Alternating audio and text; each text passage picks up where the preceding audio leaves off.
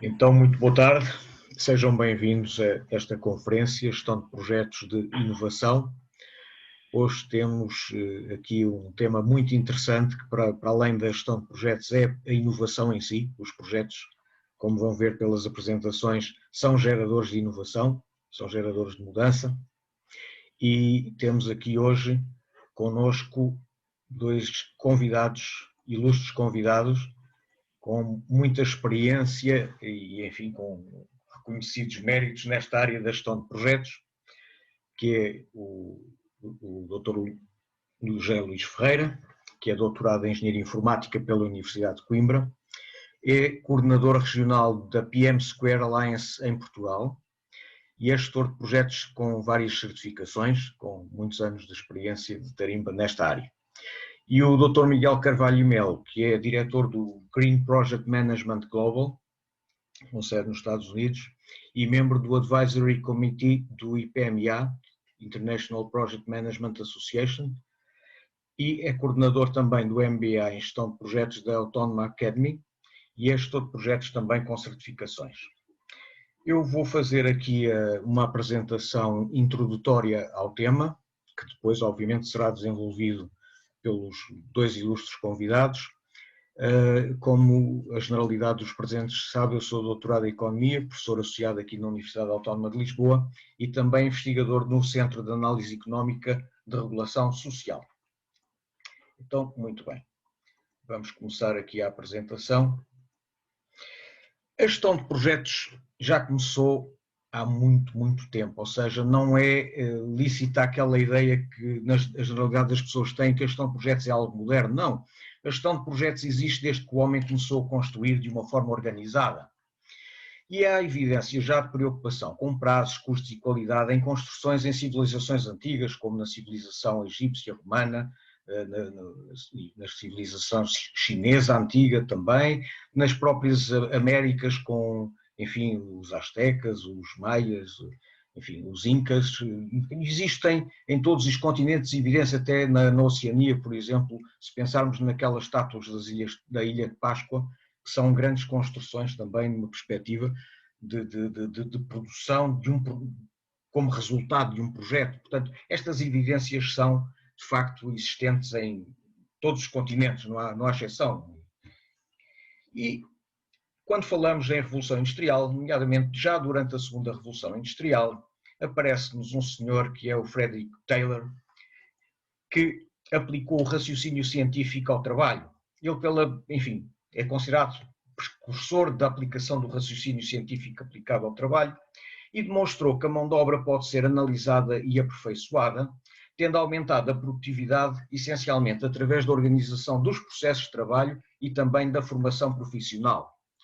O Henry Gantt trabalhou com o Frederick Taylor e desenvolveu, e é reconhecido por ter desenvolvido técnicas de planeamento e controle, e foi, digamos, o criador daquilo que nós hoje todos conhecemos como gráficos de Gantt. E é consensual considerar que na década do século 50 do século XX que se inicia a era moderna da gestão de projetos, com o PERT-CPM, o Program Evaluation and Review Technique, PERT e o Critical Path Method, que utilizados em conjunto deram origem àquilo que hoje conhecemos por PERT-CPM. Em 1967 aparece o IPMA, International Project Management Association, em 69 o PMI, Project Management Institute, e em 1981 aparece o PMBOK Guide, que é o Project Management Body of Knowledge, que é o resultado do trabalho do PMI, em que saiu a primeira edição em 1981. Depois, em 2007 aparece o PM Square. Em 2012 aparece a primeira norma ISO ligada à gestão de projetos, já existiam outras normas anteriores ligadas essencialmente à área de qualidade, enfim, que também se relacionam com esta temática, mas norma ISO dedicada à gestão de projetos foi a primeira, 21500, e no ano passado, em 2020, apareceu a ISO 21502, que substitui esta 21500 anterior. Portanto, na realidade há aqui uma evolução recente nesta área enfim, das orientações, das regras a aplicar à gestão de projetos para construir metodologias, mas os projetos nem sempre produzem o resultado esperado.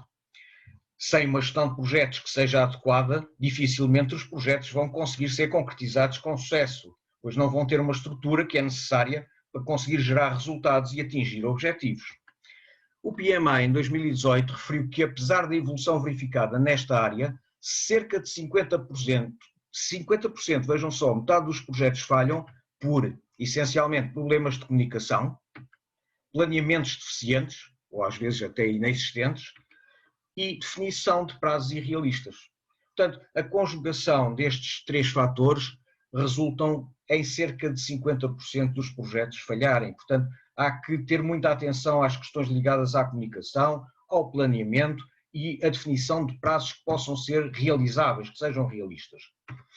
E há esta frase que é muito conhecida, que é: um objetivo sem um plano é apenas um desejo. Portanto, a atividade de planear será muito importante para que um projeto possa ter sucesso, porque o planeamento permite também controlar.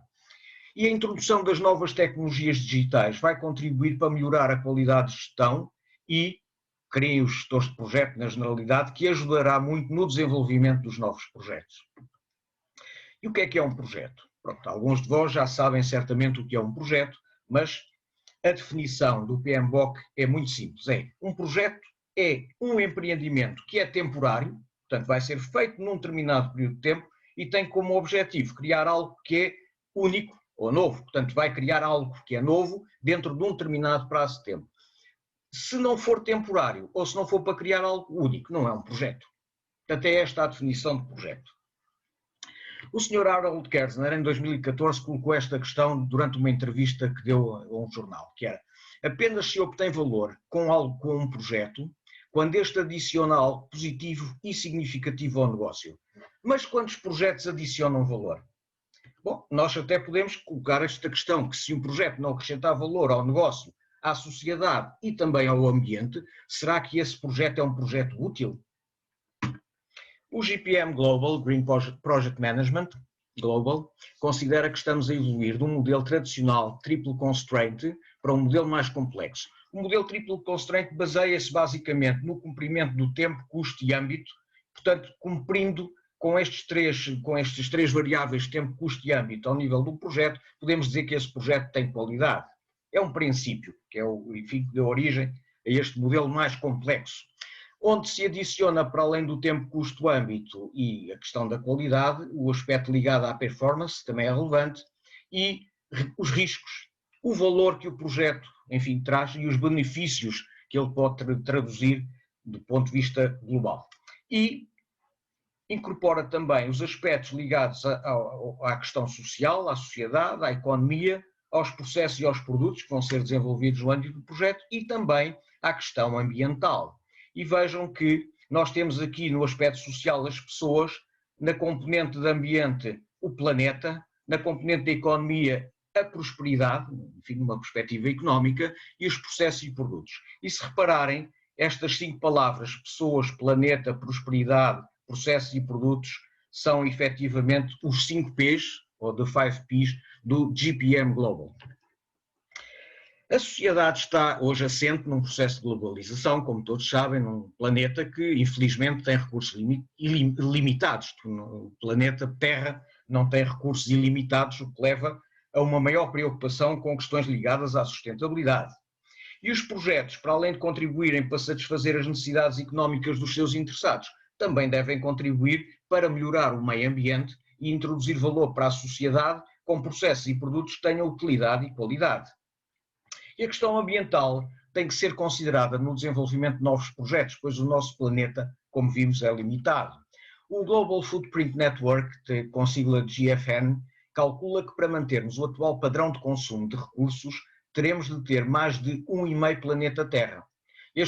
Este fator aqui de 1,5 já chegou a ser 1,7, mas agora, enfim, com algum abrandamento da componente industrial, sobretudo durante a pandemia do Covid, resultou aqui num pequeno benefício, curiosamente, em termos deste rácio 1,5 planeta Terra, ou seja, isto significa que nós consumimos mais do que aquilo que o planeta produz em termos de recursos naturais. Portanto, e esta questão é muito importante e tem que ser considerada, porque senão qualquer dia não temos planeta nenhum. E o PMI, Pulse of the Profession, em 2019, refere que se está a verificar uma maior procura pela tecnologia aplicada na gestão de projetos. E as pessoas e empresas, obviamente, procuram a sustentabilidade digital como sendo a capacidade de se adaptarem a um turbilhão constante de mudanças que estão a ser provocadas pelos avanços da tecnologia, basicamente pela tecnologia digital. E para se alcançar uma verdadeira sustentabilidade digital naquilo que será o novo futuro do trabalho, as organizações vão precisar de equipas prontas para tudo, que conheçam a sua tecnologia e também que dominem a gestão de projetos. E num mundo constantemente alterado pela tecnologia, a utilização adequada das novas tecnologias digitais será fundamental para garantir o sucesso dos projetos. E conclui-se que as empresas inovadoras que dão prioridade às capacidades e conhecimentos digitais terão mais sucesso nos seus projetos. Falando agora um pouco sobre inovação e empreendedorismo, porque é muito importante que as duas aconteçam, a inovação só por si não resulta, já vamos ver. Portanto, a inovação e o empreendedorismo são considerados fatores importantes para o desenvolvimento económico e social, atuando na transformação da sociedade. E pode-se fazer inovação sem empreendedorismo, mas esta não gerará resultados, porque o empreendedorismo vai conseguir concretizar os aspectos ligados a essa mesma inovação e em termos também de colocar à disposição dos utilizadores, da sociedade em geral, enfim. E o empreendedorismo sem inovação é apenas fazer algo que já existe, portanto não traz inovação. A conjugação de inovação e empreendedorismo será, como eu estava a referir há pouco, o que vai gerar resultados e acrescentar algo que será inovador. Portanto, inovação com o empreendedorismo vai gerar resultados e acrescentar algo que será de facto inovador. A primeira referência ao conceito de empreendedor surge no século XVIII com Richard Cantillon e, para este economista, a função do empreendedor consistia na compra de serviços e fatores de produção por um determinado preço, para posteriormente serem vendidos a um preço desconhecido, assumindo aqui um determinado risco.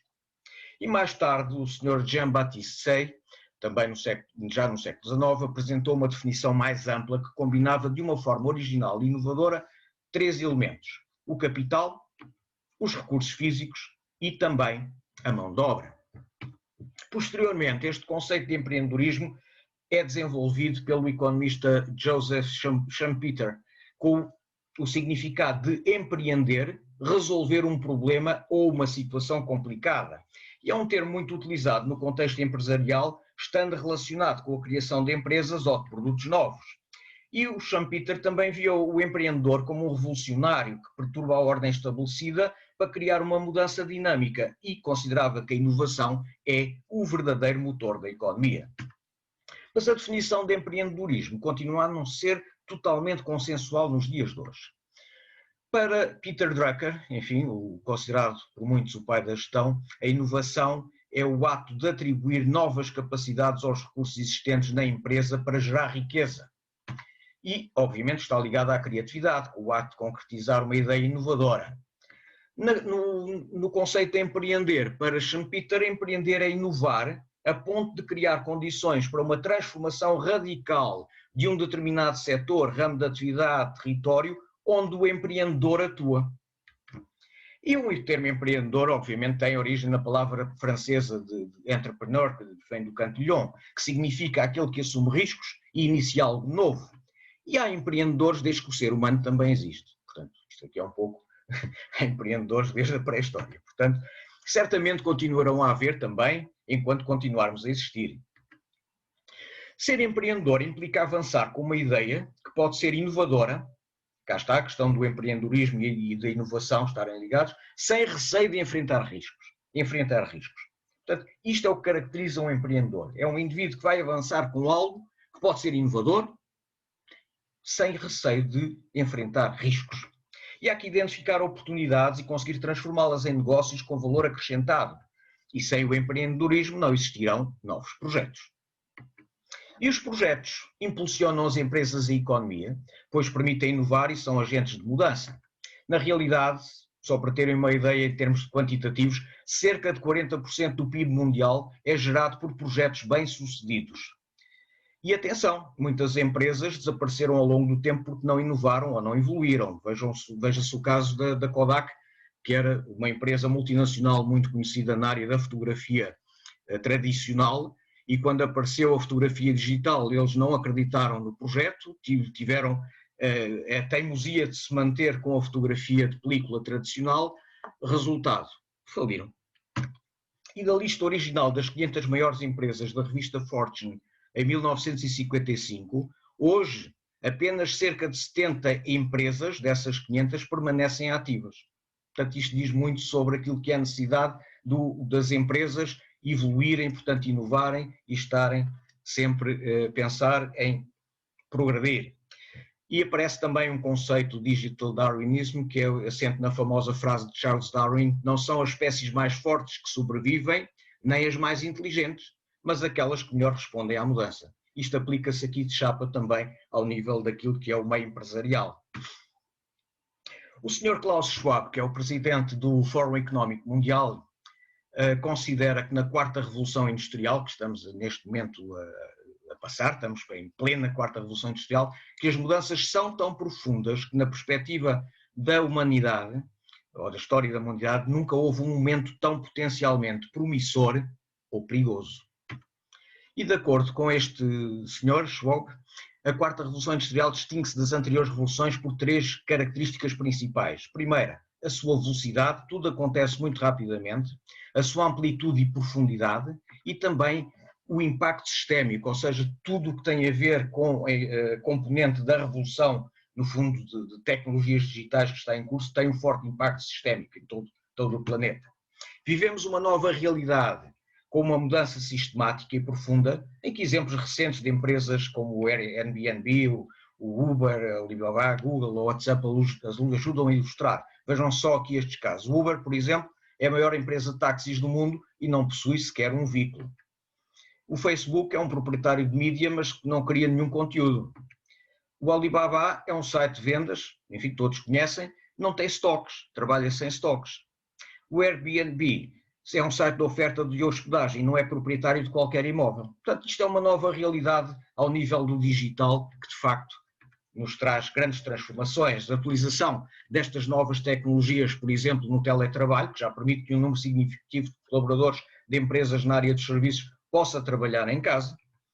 E a formação à distância, e também com ferramentas de comunicação digitais, é outro bom exemplo da utilização destas novas tecnologias, como nós estamos aqui agora a fazer uma conferência perfeitamente online com vários participantes e, portanto, com objetividade e com a capacidade de utilizar estas mesmas ferramentas digitais. E já agora, como curiosidade, nesta era Covid-19, 63% das empresas com equipas em teletrabalho, com redução dos tempos de viagem, com horários mais flexíveis e também com a adoção de ferramentas colaborativas digitais, conseguiram alcançar ganhos de produtividade relevantes durante o terceiro trimestre de 2020. E isto representa, enfim, são dados da Capgemini Research Institute de 2020, e no futuro as empresas devem encontrar um equilíbrio entre o trabalho remoto e presencial, eliminando alguns riscos negativos, obviamente, que estão inerentes a esta forma de trabalho. Hoje um gestor de projetos também já consegue gerir projetos sem que a sua presença física seja necessária, utilizando ferramentas de apoio à gestão de projetos e sistemas de videoconferência que permitem planear e controlar os projetos. Na indústria, com a robótica inteligente, também já é possível executar muitas tarefas sem necessidade da presença física dos trabalhadores. No setor da saúde, a evolução também tem sido notória. Há exames por imagem que já podem ser diagnosticados online pelos médicos a partir das suas casas, com a utilização dos seus portáteis. A intervenção cirúrgica já pode ser apoiada por sistemas robóticos e isto está em grande evolução. Estão também em curso projetos para a criação de próteses computadorizadas comandadas pelo cérebro humano e para a produção de órgãos artificiais inteligentes. Ao nível das cidades, edifícios, escritórios e casas particulares inteligentes também, existe uma evolução muito grande já nas viaturas, já sabem que já existe, já é possível guiar viaturas inteligentes e, enfim, sem preocupação até de guiar, porque as viaturas levam-nos onde nós dizemos que queremos ir. Portanto, isto é um avanço efetivamente muito grande. E também agricultura inteligente, portanto já existem explorações agrícolas inteligentes. E também, obviamente, tudo isto são bons exemplos da evolução recente da tecnologia. Também a banca digital e o comércio digital já são uma realidade. Quem é que ainda não fez uma operação bancária através do telemóvel ou do computador? Quem é que não fez já uma encomenda, nem que seja de comida, através de um aplicativo que existe para encomendar uma refeição? Pronto, isto é uma realidade dos dias de hoje. E, portanto, existem impactos positivos na economia, na sociedade e no ambiente, como o aumento da produtividade, potencial melhoria da qualidade de vida, e há também benefícios daquilo que pode ser chamada da gestão verde ou de green management. Mas existem outros que podem ser potencialmente perigosos, como dizia o Sr. João, isto não é só coisas boas, também há coisas más, também há perigos.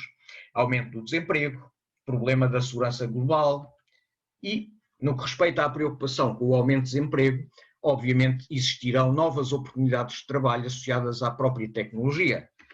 De acordo com um estudo recente da Organização Internacional do Trabalho, vão surgir entre 120 a 150 novas atividades profissionais nos próximos 50 anos, muitas delas geradas pela própria tecnologia. Também face ao crescimento do cybercrime, que não tem fronteiras, existe hoje uma consciência da importância de fortalecer o seu combate. E isto é algo importante porque o cibercrime hoje não tem fronteiras. E o risco grande global até de guerras que possam ser provocadas por intrusões de sistemas de segurança ou sistemas, enfim, ligados a armamento, são riscos que existem que podem ser elevados. O presidente da Microsoft, Brad Smith, afirmou na Web Summit 2017 que a cibersegurança tem que ser uma das grandes causas do nosso tempo. Portanto, tem que haver uma preocupação muito grande também com esta questão da cibersegurança. Também os métodos utilizados na gestão de projetos tendem a evoluir com a utilização daquilo que se chama hoje de inteligência artificial. Quem não ouviu já falar de inteligência artificial, levando a que as ferramentas utilizadas para partilha de informação, planeamento e controle sejam mais inteligentes e também mais sofisticadas. E de acordo com o Sr. Martin Ford, numa definição de 2015, a inteligência artificial é a substituição da tomada de decisão humana, imitando o processo de pensamento humano e permitindo que a máquina aprenda como um ser humano. E num estudo recente efetuado pelo IPMA e pela PricewaterhouseCoopers sobre a utilização da inteligência artificial na gestão de projetos, é afirmado que os gestores de projetos não serão substituídos pela inteligência artificial. Vão ter mais tempo para poder executar outras tarefas de gestão complexas, liderar equipas de projeto e para realizar outras tarefas de rotina. E também há planos para implementar a inteligência artificial a curto prazo em 3 principais soluções: em ferramentas de análise preditiva, naquilo que se chamam de chatbots ou assistentes digitais e na robótica para automação de processos. E as novas tecnologias vão ser importantes para o desenvolvimento dos novos projetos e também no apoio à gestão de projetos. Veja-se, por exemplo, a inteligência artificial vai ajudar na tomada de decisão e no desenvolvimento desses projetos. As ferramentas colaborativas digitais vão facilitar o trabalho em equipa. O Big Data permite armazenar grandes volumes de dados e com a utilização de Data Science é possível explorar e interpretar cientificamente os dados. Também o 5G, a nível das comunicações, vai permitir que a comunicação passe a ser em tempo real, com todas as vantagens que isso traz, enfim, nas várias áreas em que é passível a sua utilização. E a computação quântica também, porque garantirá uma maior capacidade de processamento, maior rapidez no processamento de dados e outras tecnologias que certamente continuarão a surgir. Nós não vamos certamente parar no tempo, já se viu que a evolução é cada vez mais rápida. E os gestores de projeto podem gerir melhor utilizando as tecnologias disponíveis, também destacando as ferramentas de apoio à gestão de projetos. E aqui, de acordo com estatísticas recentes, o Microsoft Project continua a ser a ferramenta mais utilizada no apoio à gestão de projetos. E nos últimos anos têm aparecido outras ferramentas com forte orientação à partilha de informação, salientando que as mais conhecidas são o Jira e o Confluence em conjunto e o Trello, mas existem muitas outras, eu enumerei aqui múltiplas e todos os dias dá-me a ideia que aparecem novas. Isto tem tido um ritmo de evolução de facto muito rápido e vão aparecer outras ainda mais e claro que subsistirão aquelas que forem mais fortes. E nos processos de evolução, muitas vezes há que dar um passo atrás para depois dar 2 à frente. Esta frase é muito conhecida e eu gosto de a aplicar aqui neste contexto, porque vocês vejam, por exemplo, na história da aviação. As primeiras tentativas de voo resultaram em grandes desastres. E, portanto, se o homem tem desistido do sonho de voar por causa das primeiras experiências de voo terem sido desastres, na realidade hoje se calhar não havia aviões. E, portanto, há que por vezes dar um passo atrás para depois dar dois à frente. E nas várias questões que se colocam face ao recente avanço da tecnologia, surge-nos aqui uma questão de fundo. E esta questão eu depois no fim gostava também de vos lançar algum desafio para poderem falar um pouco sobre isto quando for na fase das perguntas e respostas, que é como determinar se as inovações resultantes da nova transformação digital serão verdadeiramente úteis e se trazem efetivamente valor acrescentado. Identificar e quantificar os riscos positivos e negativos resultantes da introdução de inovações resultantes das novas tecnologias para se decidir de forma consciente e equilibrada o avanço de novos projetos. Portanto, os novos projetos têm que avançar se de facto eles forem efetivamente interessantes nas várias perspectivas que eu já aqui referi anteriormente. E há novas tecnologias a aparecer, como os robôs com inteligência artificial, que estão a ser aperfeiçoados, mas infelizmente nem sempre tudo corre bem, como a história do avião. Esta história, penso que é interessante contar, que é a história do simpático robô Fábio. Este simpático robô foi produzido por uma empresa japonesa que se chama SoftBank Robotics, que tem aperfeiçoado este tipo de robôs e, portanto, isto continua a evoluir, como é óbvio. E este Fábio, simpático robô, foi contratado por um supermercado na Escócia para ajudar clientes. Bom, e qual é que foi o resultado? Ele basicamente tentava orientar os clientes para encontrar os produtos nas prateleiras, transmitia algumas palavras simpáticas, por vezes também dava abraços se houvesse sim uma detecção de alguma empatia com o cliente. Bom, o resultado foi muito mau. Os clientes queixaram-se que ele tinha uma voz irritante, às vezes os abraços eram demasiado fortes, as crianças começaram a manifestar algum medo porque viam um robô aproximar-se assim de repente, enfim, foi o primeiro robô a ser despedido. Esta é a história do Fábio, portanto é aqui uma situação curiosa, que aqui a inovação numa primeira fase não terá corrido efetivamente bem. Esta história é a história do Fábio, o primeiro robô a ser despedido. Concluindo, estamos a atravessar uma fase de grande transformação em tudo o que se relaciona com as tecnologias digitais, em plena quarta revolução industrial. A forma como se fazem negócios e como se desenvolve o trabalho efetivamente está a mudar. E para além das mudanças provocadas na sociedade, no ambiente, na economia e na gestão em geral, o uso das tecnologias digitais está a implicar alterações profundas na gestão de projetos.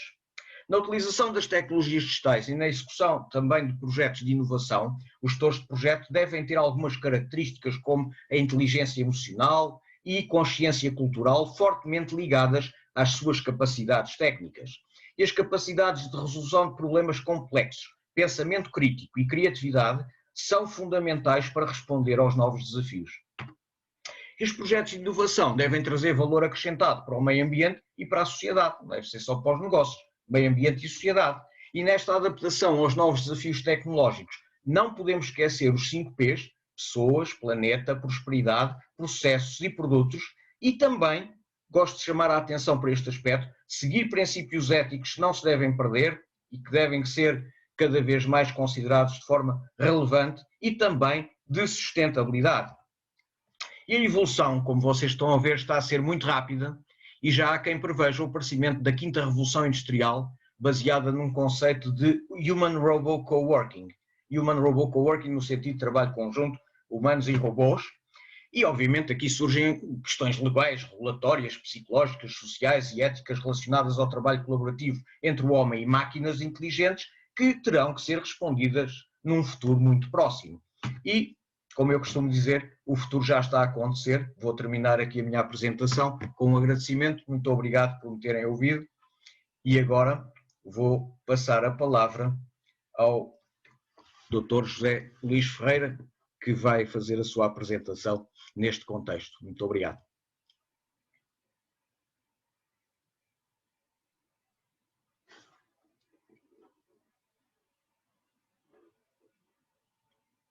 Já Luís tem que ligar o som.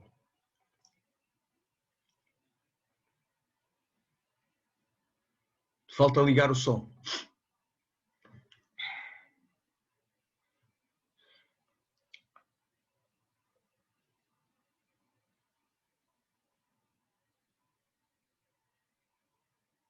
Ok.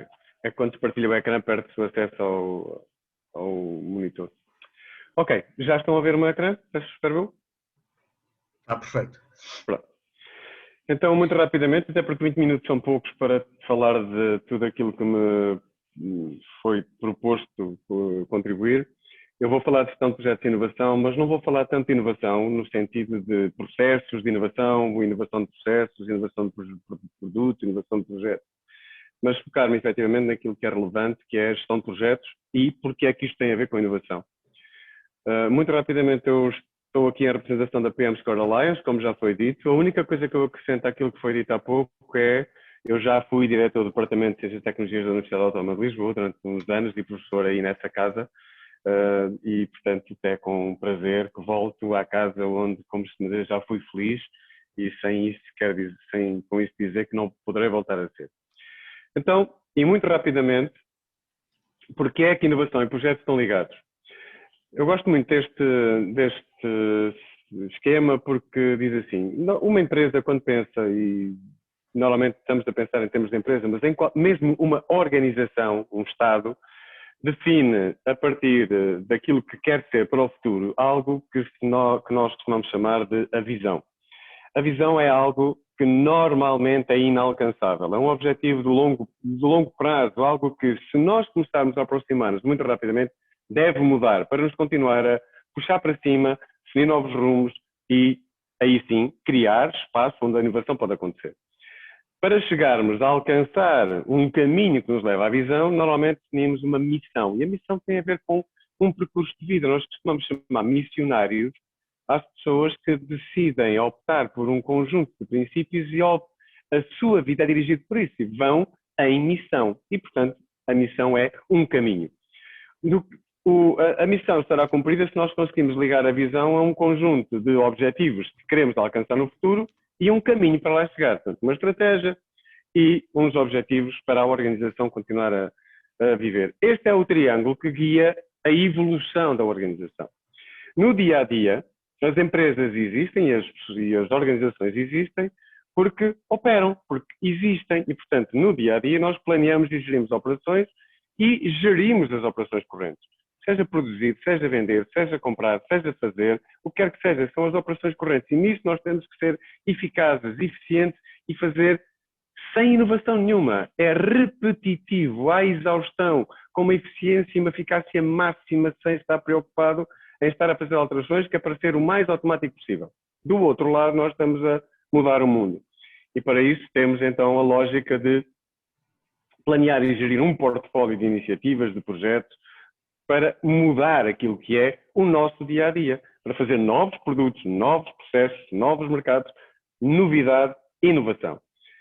Os portfólios são geridos na perspectiva da orientação estratégica, mas depois transformam-se em programas e projetos. Os programas têm que ser geridos por gestores de projetos, têm que ser realizados por equipas de projetos e têm que transformar efetivamente em algo que, utilizando os mesmos recursos da organização, vai mudar a organização ao longo do tempo.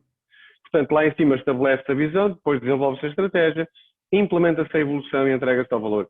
Isto é o espaço onde a inovação acontece. E para mim, inovação é a razão de ser dos projetos.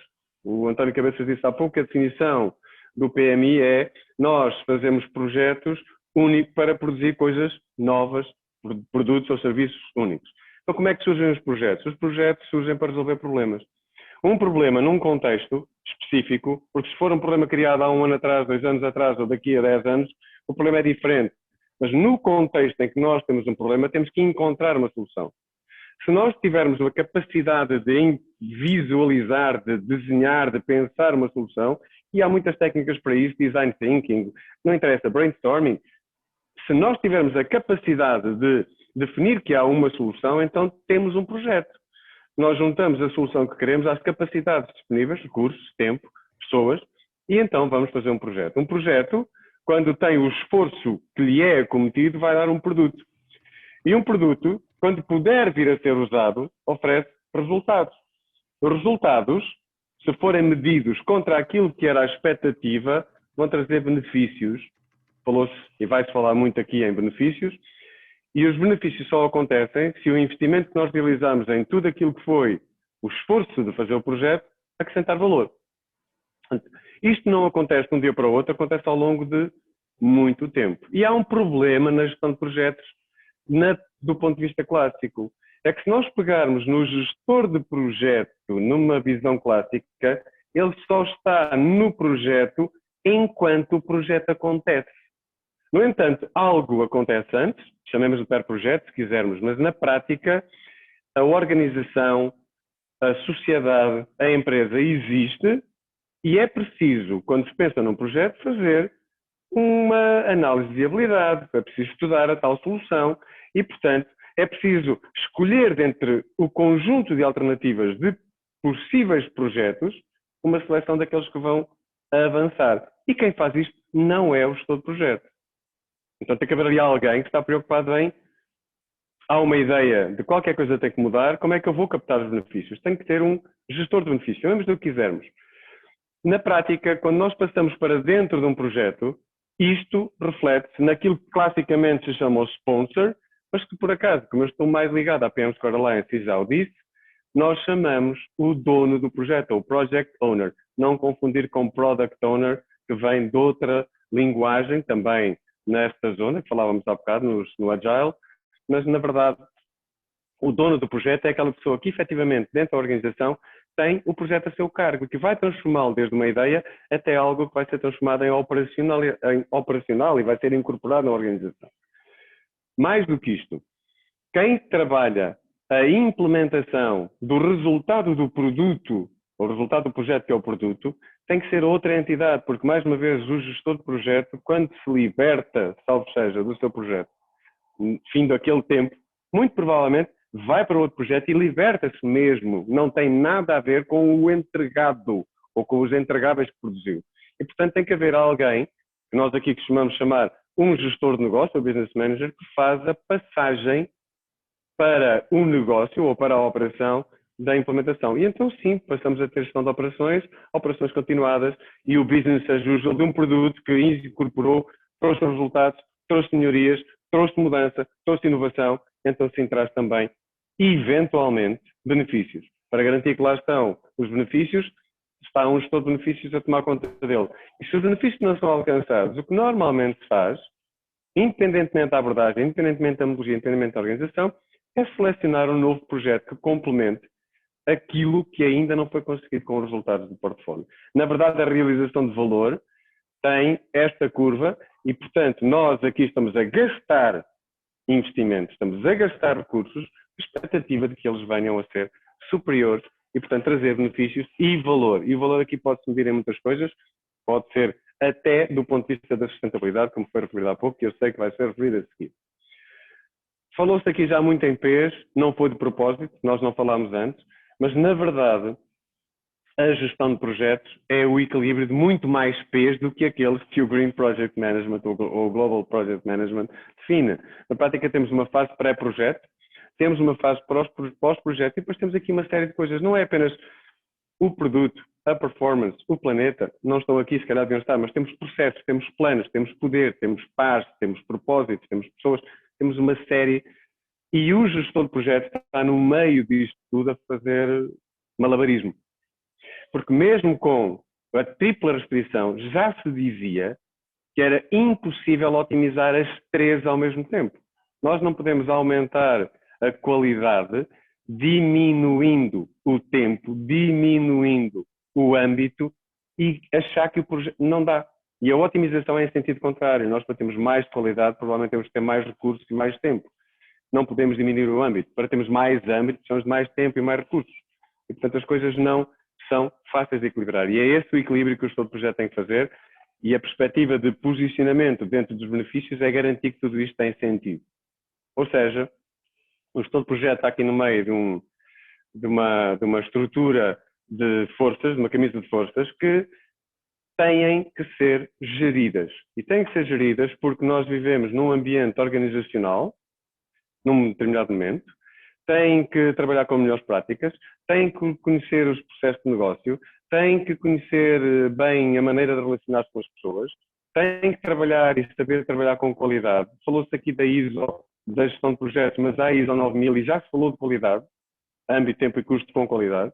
E, na verdade, o que nós defendemos em termos de metodologia, e eu estou aqui para defender mais uma vez, sem negligenciar qualquer uma das outras, é a utilização de uma metodologia que é a PM Squared e falou-se há bocadinho de ética e de responsabilidade profissional e trabalhar também no sentido de ter uma mentalidade de projeto e uma mentalidade suportada justamente nesse conjunto de valores, ética e no conjunto de valores de entrega de valor e benefícios para o cliente e para o projeto. E, portanto, PM Squared é um bocadinho daquilo que eu vos quero apresentar. No contexto em que nós hoje vivemos, em que, muito provavelmente, nos próximos anos, se é que não é já a realidade que nos acompanhou desde há muito tempo, a maior parte da inovação que acontece em Portugal, no espaço europeu, onde nós vivemos, é devida aos fundos europeus, aos projetos europeus, e, portanto, muito do conjunto de recursos que nós vamos ter para fazer inovação em projetos vem da Europa. E a Europa criou, há uns tempos atrás, desde 2007, como disse o professor António Cabeças, mas só em 2018 chegou ao público em geral uma metodologia que chama-se PM Squared. PM Squared vem de Project Management Methodology. E a ideia era ter uma metodologia comum, aberta e gratuita para a Europa, porque muitas das outras metodologias que aí há, como por exemplo o PMI, como por exemplo o Prince, se é que eu, desculpem os puristas da língua, não posso chamar metodologia ao PMI, eu sei que estão aqui pessoas na audiência que me vão bater se eu disser isso. Portanto, as áreas de trabalho, as escolas de boas práticas de gestão de projetos, nem sempre são metodologias. O PM Squared tentou ser mesmo uma metodologia. Porquê? Porque havia tantos projetos a gerir dentro da União Europeia que era mesmo necessário criar uma prática comum, que era uma coisa que não existia. E então, desde há uns tempos esta parte, está disponível e pública e online a metodologia de gestão de projetos, neste momento estava na guia, na versão 3.0.1. Há uma versão portuguesa da qual eu participo na tradução, que faz ainda apenas do guia síntese, que é uma tradução do overview da PM Squared, e posso-vos informar que ainda nos próximos meses, muito rapidamente, sairá a tradução do guia completo em português. Há várias iniciativas em curso, não sei qual vai ser a primeira, mas ela vai sair. E eu sei porque, mais uma vez, estou envolvido. Portanto, é gratuito, podem ir buscá-la, tem aqui os links, eu não sei se eles vão depois ser disponibilizados para as pessoas, se não, mas procurem Open PM Squared ou PM Squared e vão encontrar de certeza aquilo que procuram. Como foi dito, a metodologia já foi criada há uns tempos atrás, em 2007, nasceu dentro da DIGIT, portanto para projetos da IT, depois foi expandida para a Comissão Europeia, depois para as organizações à volta da Comissão Europeia, finalmente saiu o Open PM Squared, a versão 1.0, e foi disponibilizada para o setor público, privado e para todos os Estados-membros, e agora a Open PM Squared versão 3 é europeia, e o objetivo é que ela seja free e, portanto, aberta para o mundo e para quem quiser utilizá-la.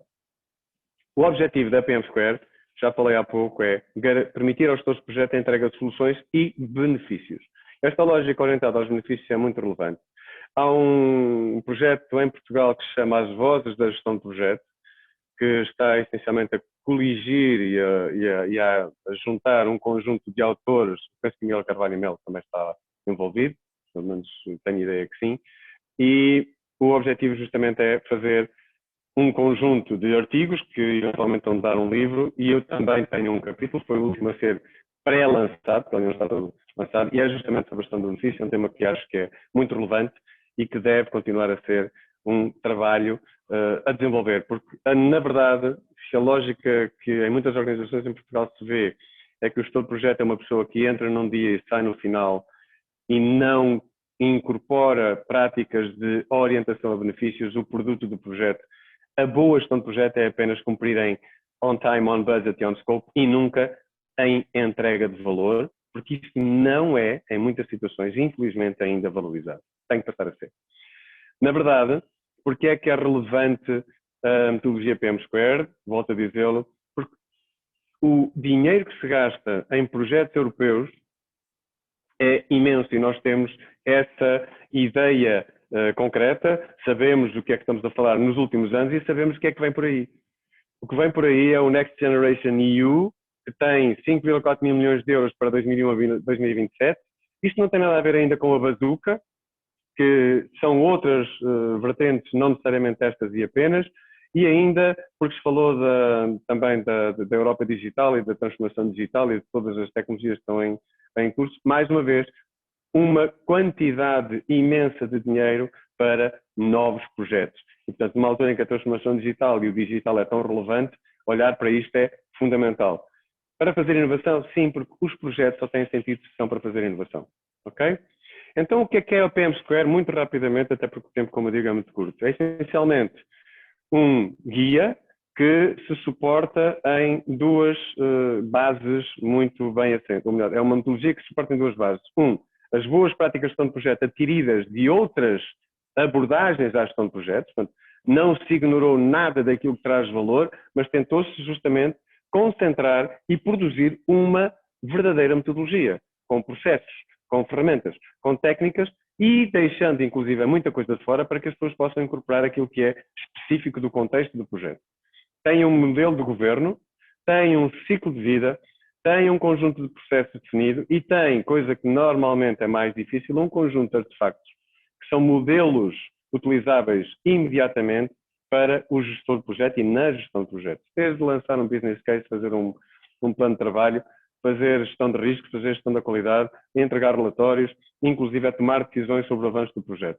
No meio disto tudo, o que se pretende é entregar soluções e benefícios e juntar, por um lado, a perspectiva de controlo, porque a metodologia pretende ter alguma perspectiva de controlo no trabalho de gestão de projeto, mas também dar alguma liberdade para que aquilo que estávamos a falar no início, que é a perspectiva ágil e a perspectiva de agilidade, continua a ter sentido, portanto, não fechar numa camisa de forças e dizer é mais importante a metodologia do que o projeto. Não é assim, dar liberdade para que as coisas aconteçam.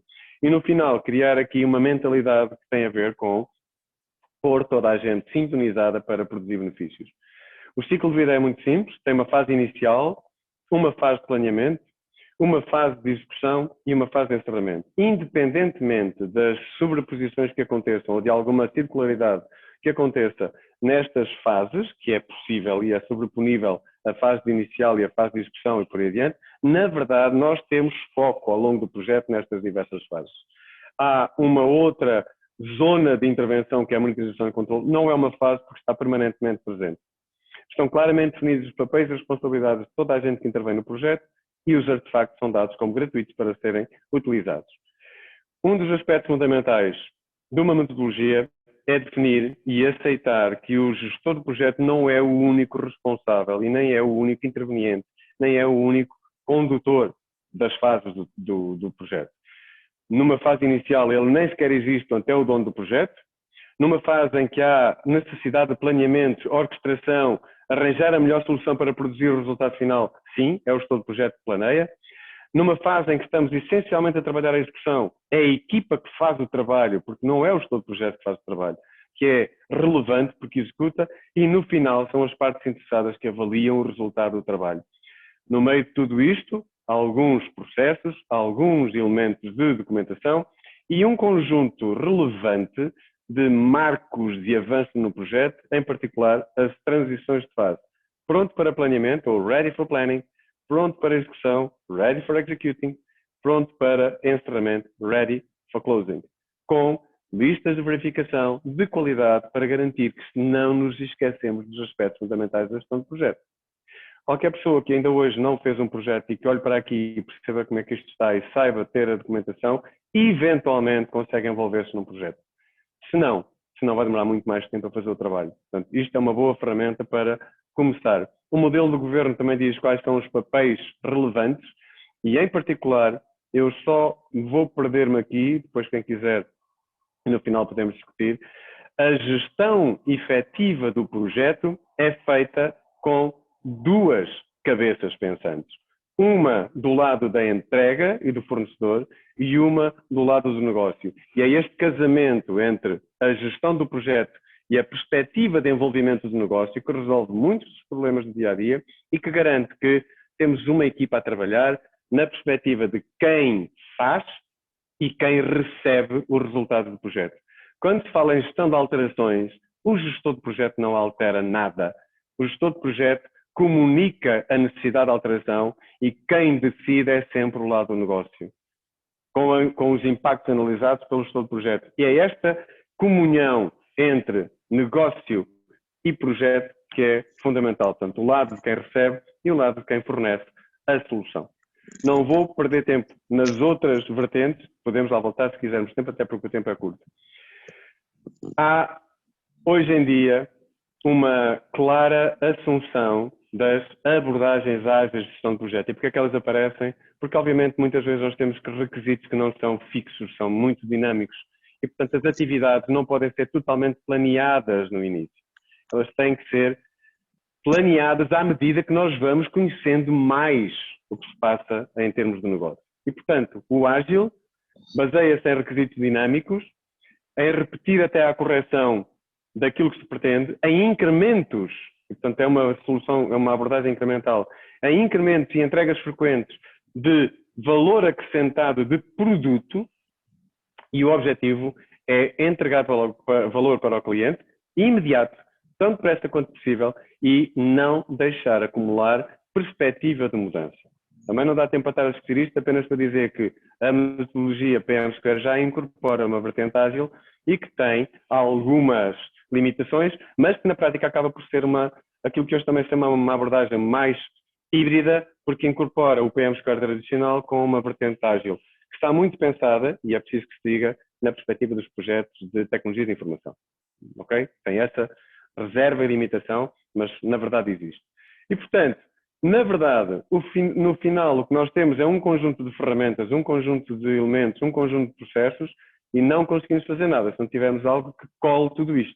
E a mentalidade PM2, que mais uma vez eu não vou ler, mas que diz toda a gente tem que contribuir para uma mesma estrutura organizacional, comportamental, atitude e cultura de projetos e as práticas, as boas práticas são as que se utilizam e aquilo que eu disse há pouco, estão cientes que as metodologias se destinam a satisfazer as necessidades do projeto e não o contrário. Não é a metodologia ao serviço não é obrigar o projeto a seguir a metodologia, é colocar a metodologia ao serviço do bom resultado do projeto. Eu termino por aqui dizendo apenas que a PM2 Alliance Portugal existe, tem as redes sociais, em Portugal já temos 200 e alguns seguidores, o que é muito pouco, portanto estão todos abertos, sigam-nos e não ocupe mais tempo, temos tempo no final para conversar. António, passo a palavra. Ok, muito obrigado. Vou então passar a palavra ao Dr. Miguel Carvalho Melo, que vai fazer também a sua apresentação sobre o tema. Tem a palavra. Ora, boa tarde. Já estão a ver o meu slide? Sim, está-se a ver bem. Está-se a ver bem? Muito bem. Eu vou falar sobre a parte da gestão de projetos de inovação, mas ligando-os à sustentabilidade, porque aqui é o meu tema. Eu sou este que aqui estou, como já foi aqui apresentado, tenho aqui vários chapéus, sou diretor de inovação do Green Project Management, que é uma organização que eu vos vou falar já um pouco mais à frente. Atualmente sou diretor de Relações Internacionais da Associação Portuguesa de Gestão de Projetos, já fui presidente, vice-presidente, secretário-geral e afins. E a Associação Portuguesa de Gestão de Projetos faz parte da International Project Management Association, que é uma confederação de associações de gestão de projetos, na qual eu sou membro do Advisory Committee. Pomegranate foi uma empresa que eu tive a pontaria de começar em março do ano passado, por isso 2 semanas após o arranque da pandemia, eu vou criar uma empresa nova e pronto, e correu bem, toda virada agora para as abordagens digitais, é uma empresa de consultoria e formação e gestão de projetos. E para além disso, como também já foi dito, eu sou o coordenador do MBA Executivo em Gestão de Projetos Sustentáveis da Autónoma, e para quem estiver interessado tem ali depois o link para verem o curso que está neste momento a decorrer a 11ª edição, estamos sensivelmente a meio do curso, irá acabar agora no final de julho, e depois a seguir ao verão arrancará a 12ª edição. É um curso que tem características únicas, enfim, neste momento há outros que mais ou menos a mesma equipa foi criando com nuances diferentes, nenhum com a abrangência deste, que é o mais completo de todos, porque é um curso que começou em 2004, com uma coisa que na altura o termo ainda não se usava, e hoje em dia usa-se muito, que é o chamado Project-Based Learning. Porque aquilo que nós fazemos é que logo desde o início os alunos são arrumados em equipas e depois cada equipa vai trabalhar ao longo do curso inteiro no desenvolvimento de um projeto do início até ao fim, com várias sessões de apresentação, nomeadamente apresentações filmadas, simulação e por aí fora. Ora bem, pronto, já vendi o meu peixe, já posso avançar. Green Project Management, só para explicar o que é, porque agora a seguir não perceber onde é que isto vai intervir. Green Project Management é uma organização criada em 2019, presente através de uma rede de parcerias em vários países, e foi a primeira organização de gestão de projetos a falar sobre sustentabilidade no conceito de gestão de projetos, a fazer a ligação da sustentabilidade à gestão de projetos. É por isso também uma das únicas 14 organizações de suporte a um programa das Nações Unidas, que é o programa PRIME, Principles for Responsible Management Education, que ao fim e ao cabo é um network de instituições de ensino superior do mundo inteiro que adotam práticas sustentáveis de ensino. Enfim, não vou estar a ver isto tudo, mas inclusivamente o presidente do Green Project Management é orador regular das Assembleias das Nações Unidas, em que o tema são as alterações climáticas, a sustentabilidade, a economia circular, a economia regenerativa e por aí fora. Esse senhor, o Joel Carboni, já veio fisicamente uma vez, online 2 vezes, autónoma, em conferências, ainda agora o arranque da edição deste ano do MBA, ele esteve presente numa sessão própria, e agora a meio do MBA, que há um mês, não em março, acho eu, foi em março deste ano, 2 meses atrás, houve uma das aulas do MBA que foi dada por ele e foi uma aula aberta depois para quem quisesse participar, e houve várias pessoas a participar, foi bastante interessante. Há de haver mais. Ora bem, e qual é a importância disto e porquê é que se fala em sustentabilidade? Eu tenho aqui um número um bocadinho diferente daquele que o António Cabezas apresentou. O número que tenho ainda continua a ser 1.7 e agora, depois de ele ter apresentado 1.5, fui espreitar outra vez e vi o 1.5 e vi o 1.7, mas também já tinha o slide feito a dizer 1.7, por isso fica cá 1.7. Não estou 100% convencido, porque de resto já li umas coisas que, de facto, com esta situação de pandemia, houve alguns indícios de que, por exemplo, as emissões de dióxido de carbono baixaram bastante, etc. Mas com o aliviar, as coisas rapidamente voltaram, infelizmente, ao que estavam. E o problema é este, é que nós gastamos anualmente 1,5 ou 1,7, seja como for, é demais, daquilo que o planeta tem capacidade de regenerar. E associado a isto há um conceito que é o Overshoot Day. O Overshoot Day é o dia em que nós acabamos de gastar todos os recursos que o planeta tinha para nos dar este ano. O Overshoot Day é diferente de país para país, mas em Portugal tenho a noção que foi no dia 13 de maio. No dia 13 de maio deste ano, nós acabamos de gastar tudo aquilo que tínhamos capacidade para gastar este ano, sem entrar em processos de declínio, porque estamos a gastar mais do que o planeta tem capacidade de regenerar. E isto é assustador.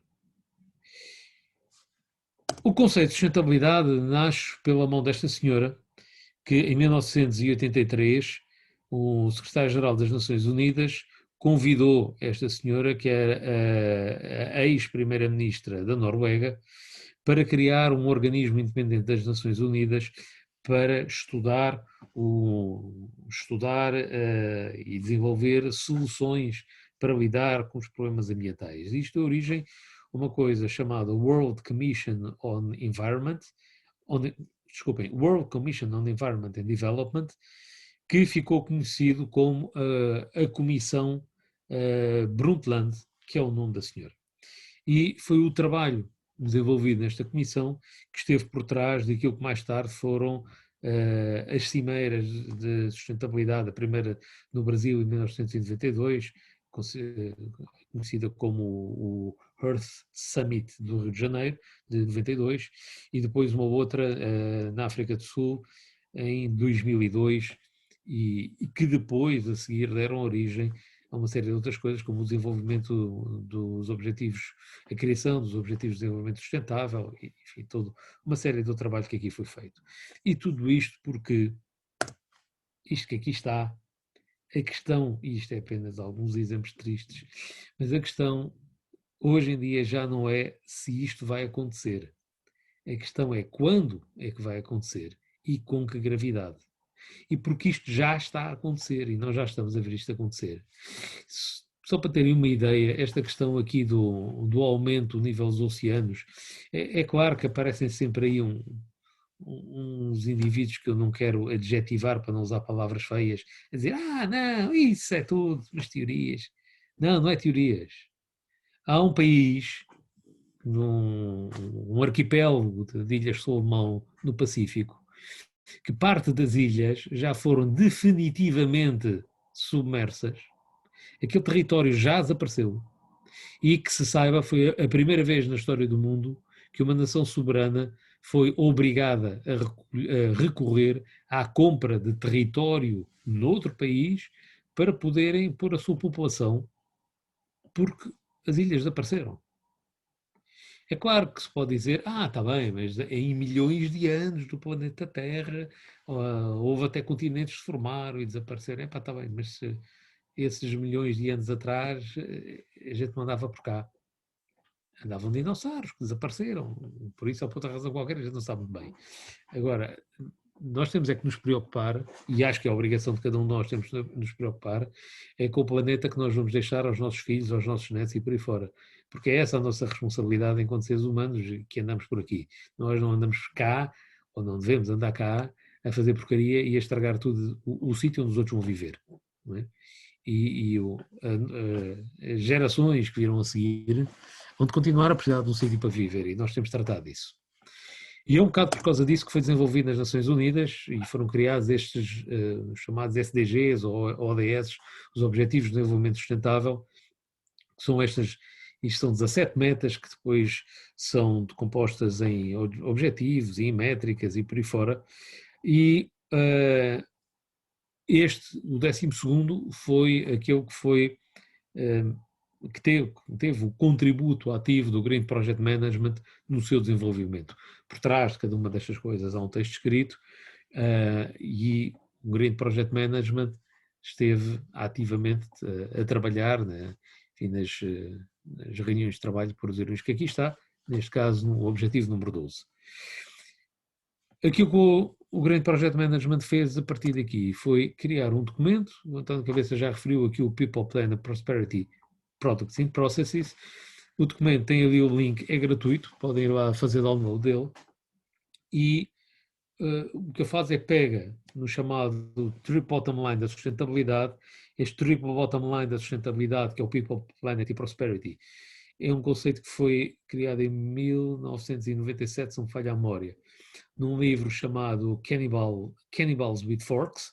Eu agora não estou a lembrar do nome do autor, mas se procurarem encontram facilmente. Este triple bottom line, porque quando se fala em sustentabilidade, já lá vai o tempo em que sustentabilidade era apenas a preocupação com as questões ambientais. Isso é o que hoje se chama, de uma forma pejorativa, greenwash, que é lavar a cara de verde para ficar bonito na fotografia. Nós não é apenas isso que queremos. Por isso, sustentabilidade tem que contar com estes 3 pilares, o People, Planet e o Prosperity, porque não se fazem as coisas contra as pessoas, fazem-se com as pessoas e para as pessoas. Há a questão ambiental, que é o planeta, mas não há nada mais insustentável do que, para ser muito sustentável, eu mandar com a minha empresa para o galheiro, no fim ir toda a gente para o olho da rua porque a empresa faliu, e onde é que está a sustentabilidade disto? E por isso também não há aqui sustentabilidade e por isso temos de ter em linha de conta a questão da prosperidade. Aquilo que o Green Project Management traz são estes 2 outros pilares, que é os produtos e os processos. E isto é traduzível, isto é apenas um dos gráficos do documento em que a ideia, isto é a ontologia do Green Project Management, e a ideia é para qualquer projeto que nós tenhamos, olharmos para isto e percebermos aonde é que o nosso projeto tem aqui algum impacto. E temos que medir se esse impacto é positivo ou negativo. Se o impacto for positivo, o nosso objetivo é tentar maximizar esse impacto positivo. Se o impacto for negativo, o objetivo, obviamente, é minimizar esse impacto negativo. E por isso, obviamente, os nossos projetos muito provavelmente não irão ter impacto em tudo isto que aqui está, mas há algumas coisas certamente que sim, e é isso que nós temos que ir a verificar e depois temos de trabalhar. E onde é que isto se conjuga com inovação?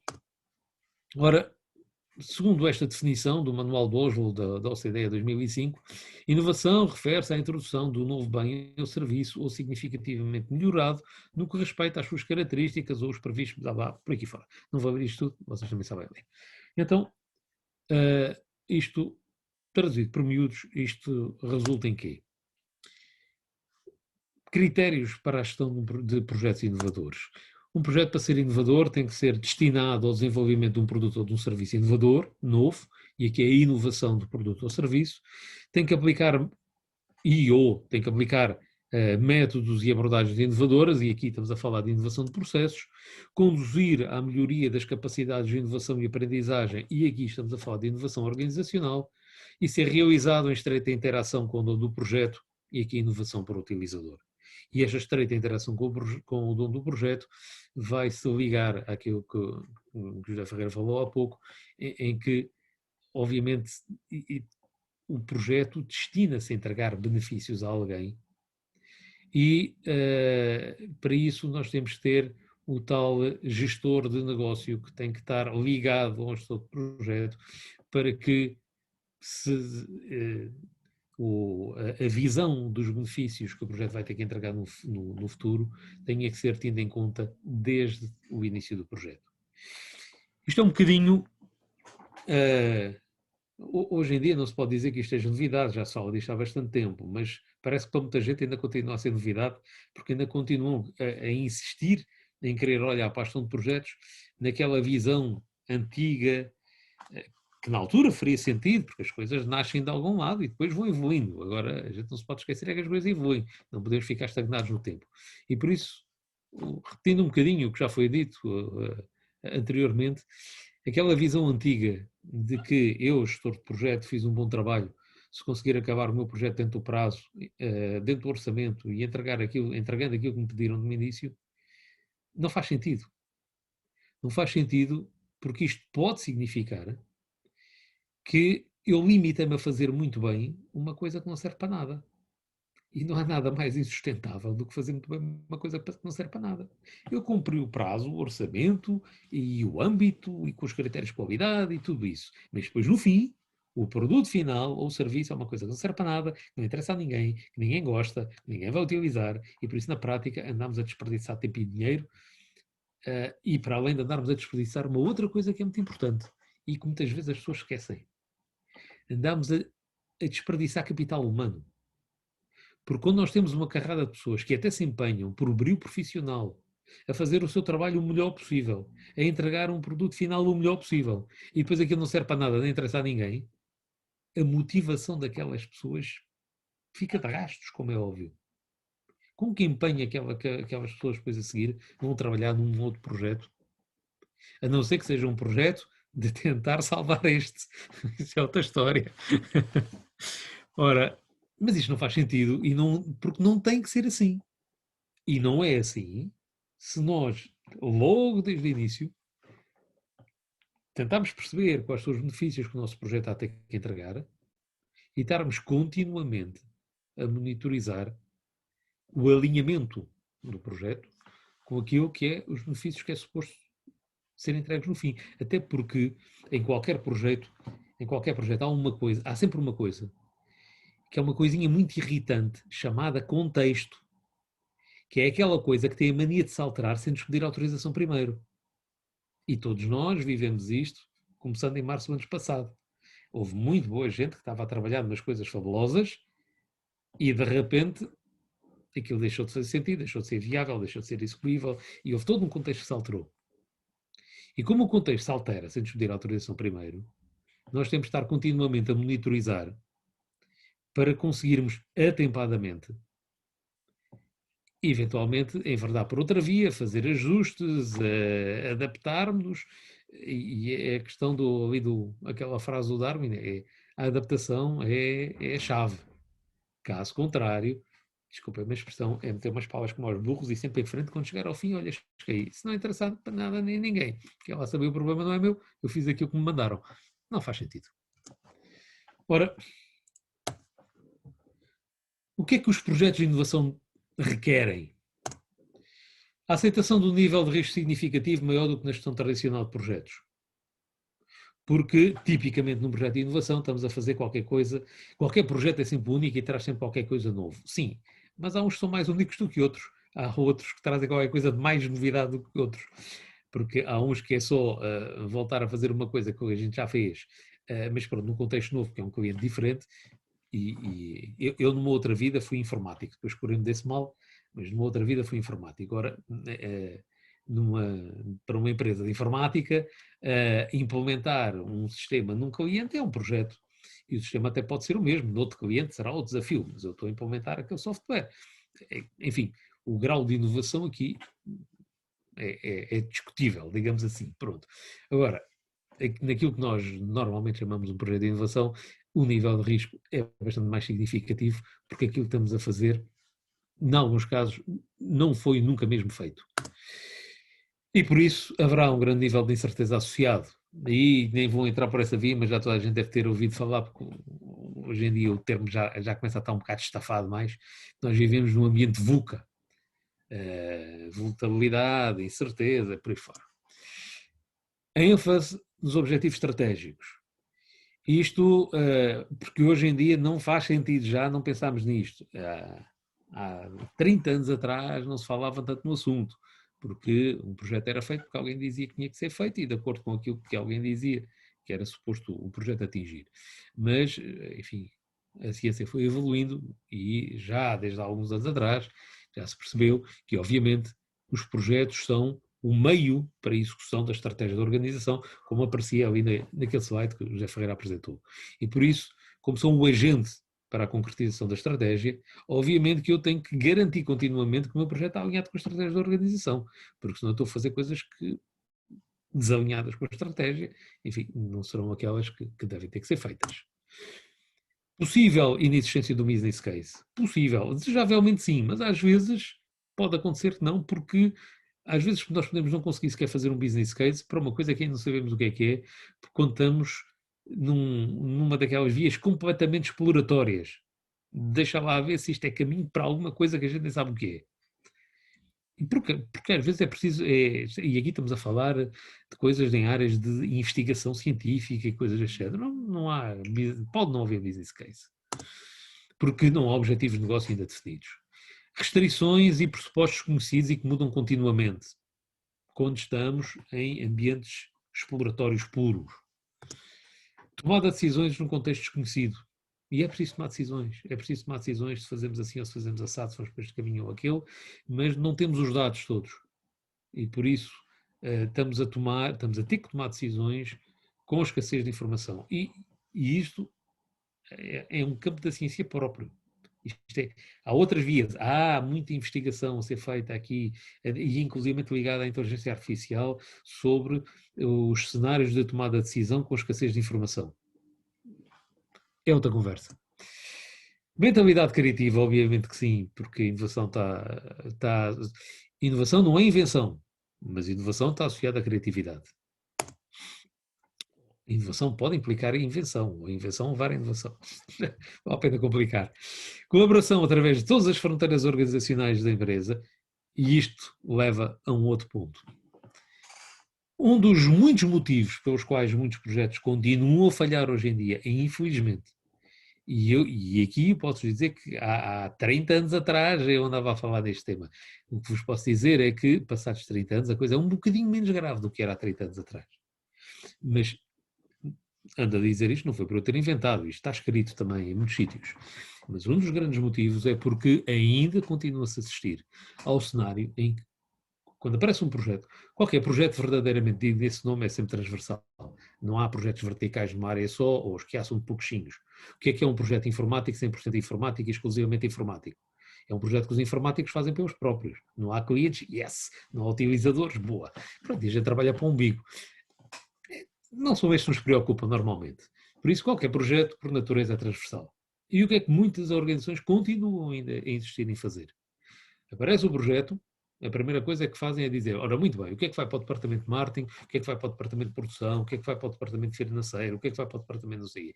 E o projeto é todo desmembrado e cada bocadinho é atribuído a uma área funcional que vai olhar para aquilo como se aquilo fosse um projeto, à espera de, no fim, tudo aquilo se junte no topo da pirâmide e dê origem a um novo e espetacular produto ou serviço e depois chatice não deu. E isto ainda continua a acontecer e não faz sentido. E há resmas de coisas escritas sobre isto, estudos, análises, artigos, etc. Mas ainda continuam a haver muitas organizações a adotar esta abordagem. Um projeto, por natureza, é transversal. Porquê é que esta abordagem ainda continua a existir? Porque criou-se uma ideia errada que o gestor de projetos tem que ser obrigatoriamente o chefe dos outros todos. Ora, neste tipo de organizações, o poder relativo das FIAs mede-se pelo tamanho do orçamento que tem para gerir e pela quantidade de pessoas que têm abaixo de si. E por isso, eu, diretor do departamento A, nunca na vida aceitarei que alguém da minha área vá trabalhar sob as orientações de alguém do departamento B, porque isso é admitir que eles são mais importantes do que nós. E esta mentalidade tacanha, pequenina, gasta, ainda continua a existir em muitas organizações, e isto é a morte de qualquer projeto. E não funciona, não vale a pena, porque é impossível. Ora, e, por fim, interface significativo com clientes de outros segmentos do mercado. Ora, quando se fala em inovação, e se vocês googlarem sobre inovação, isto é um projeto de inovação, se googlarem por imagens, vão encontrar resmas e resmas de variantes do chamado funil da inovação, pipeline da inovação. Este é apenas um. Há milhares. Mas qual é o problema que isto tem? Enfim, isto faz todo o sentido, mas falta aqui uma coisinha. É que isto parte do pressuposto que nós seguimos todo este caminho que aqui está, mas depois no fim, quando o produto está concluído, o produto, o serviço, o resultado do projeto está concluído e entregue, o projeto termina. O projeto termina e eu estou de projeto, vou à minha vida e pronto. E por isso nem está aqui refletido, e não vi nenhum em que esteja bonequinho destes pipeline, a história dos benefícios que depois têm que ser colhidos. Em alguns projetos é possível começar a colher benefícios antes do projeto chegar ao fim. Há outros projetos que só depois do projeto terminar é que nós podemos começar a colher benefícios. Mas quando o projeto está terminado e o produto ou o serviço estão implementados em produção, em funcionamento, em comercialização e por aí fora, em inúmeros casos é só aí que nós vamos conseguir começar a perceber que afinal isto se calhar era um bocadinho melhor se fosse um bocadinho mais assado e que afinal há aqui uma oportunidade para fazer uma outra coisa um bocadinho melhor e por isso encontrei aqui este bonequinho muito interessante e que eu gosto muito, que é que isto na realidade não é um princípio meio e fim. Isto tem que ser um contínuo. Porque quando eu tenho aqui o Project Close que vocês veem aqui, este Project Close, na realidade, tem que ser o input para uma nova voltinha no carrossel, que é mais um ciclo em que eu vou identificar então a partir daqui quais são os projetos que eu posso ter. E os projetos podem ser projetos de melhoria, projetos de continuidade, projetos de recuperação dos desperdícios deste projeto, projetos de realimentar o produto no ciclo, porque a importância disto tudo tem a ver com o seguinte, e eu comecei por falar em sustentabilidade e o conceito de sustentabilidade é importante inevitavelmente, só que entretanto sustentabilidade, há um passo a seguir à sustentabilidade, que é uma coisa que já se fala muito, inclusivamente o governo tem uma, como é que chama, um grupo de missão, enfim, porque existe a nível da União Europeia, enfim, todos os governos da Europa têm, para trabalhar na economia circular. E a economia circular tem precisamente a ver com isto, que é antes o que se falava, e falava-se, ainda há muito trabalho a fazer nesse campo, que é no campo de reciclagem, redução de desperdício, etc. Mas uma coisa é reciclar, outra coisa é conseguir que o produto vá realimentar, vá reentrar no circuito e ser reutilizado. E aqui estamos a falar em percurso de economia circular. Só que o problema, por causa daquele bonequinho do 1.7 ou do 1.5, tanto faz, que vocês viram atrás, é que isso já não chega. Porque economia circular significa eu não estar a consumir matérias-primas novas, estar a reutilizar aquelas que já fui buscar, mas o problema é que nós estragamos demais. O problema é aquelas imagens todas que a gente viu do estado em que o planeta já está. E por isso nós temos que ir mais longe do que isso. E o mais longe já não é o reciclar, é o regenerar. E por isso é que cada vez mais agora se começa a falar em economia regenerativa. E por isso, cada vez que nós temos em mãos um projeto, não basta olhar para o projeto de um ponto de vista de sustentabilidade, nem de economia circular, nós temos que olhar para o projeto de um ponto de vista de economia regenerativa. Eu tenho que conseguir no meu projeto, para além de não estragar nada, vou pôr a coisa assim de uma forma simplista, ainda tentar recuperar aquilo que já foi estragado no passado. Se possível. E em alguns casos é possível. E por isso é que, imaginem um projeto de construção de uma fábrica numa zona ao lado de um curso de água, eu em vez de estar preocupado em montar uma mini etar para a fábrica só para não deitar água suja no rio, eu posso aproveitar de estar a fazer isso para melhorar a qualidade da água do rio e monitorizar a água do rio para tentar recuperar uma coisa que já foi estragada no passado. Porque só assim é que nós podemos ter alguma esperança de evitar dar completamente cabo da casa onde todos nós vivemos e onde as gerações futuras vão viver.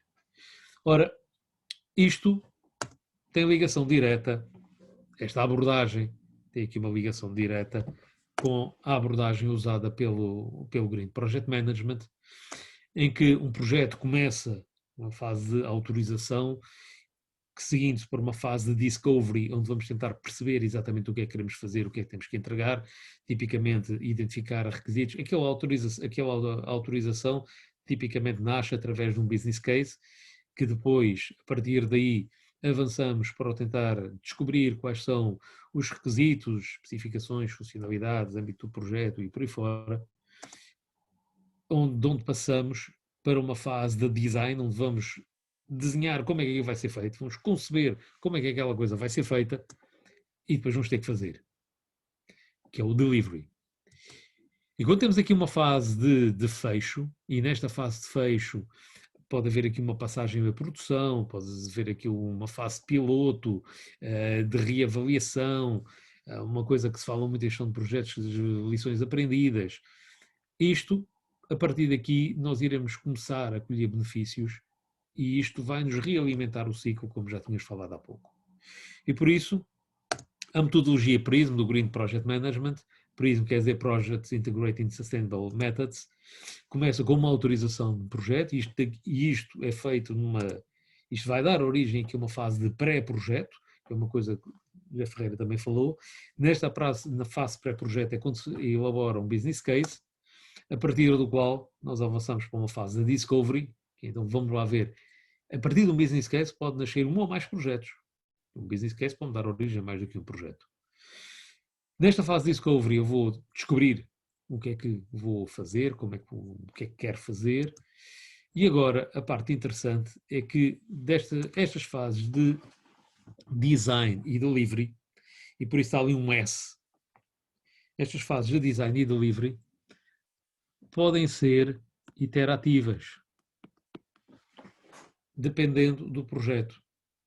E isto ainda não era moda falar-se em metodologias ágeis, esta metodologia PRISM existia com esta abordagem, porque precisamente, dependendo do projeto, do que é que o projeto for, daquilo que nós identificarmos na fase de descoberta, podemos chegar à conclusão que isto é um projeto que se pode fazer assim, one shot, eu planeio, faço e já está, e entrei e acabou, moda clássica, como se calhar não, se calhar vamos fazer primeiro o chamado MVP, que é o Minimal Viable Product, e vamos entregá-lo e vamos analisar o que é que daqui sai e depois então repensar o que é que vamos fazer na iteração seguinte. Eu posso ter aqui várias iterações, até que fecho o projeto e realizo benefícios. Na realidade, há casos, como eu dizia há pouco, em que é possível eu começar a colher benefícios ainda antes do fecho do projeto, porque se eu tenho aqui várias iterações, ao entregar uma parte do projeto, em alguns projetos, já é possível começar a colher aqui benefícios.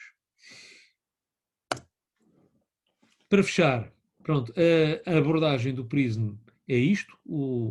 Enfim, eu agora não detalhei muito mais, mas se depois quiserem, está aqui também o link, podem ir lá ver.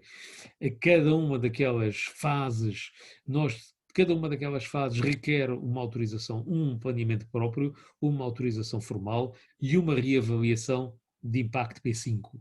O P5 Impact Analysis é olhar para aquele bonequinho que nós vimos ali atrás e a cada iteração, a cada fase, eu verificar quais são os impactos positivos e negativos que o meu projeto vai ter e fazer essa avaliação. E pronto, acho que já gastei os meus 20 minutos e fico por aqui. Muito obrigado. Ora, muito bem, muito obrigado. Queria agradecer aos palestrantes as excelentes apresentações que foram efetuadas.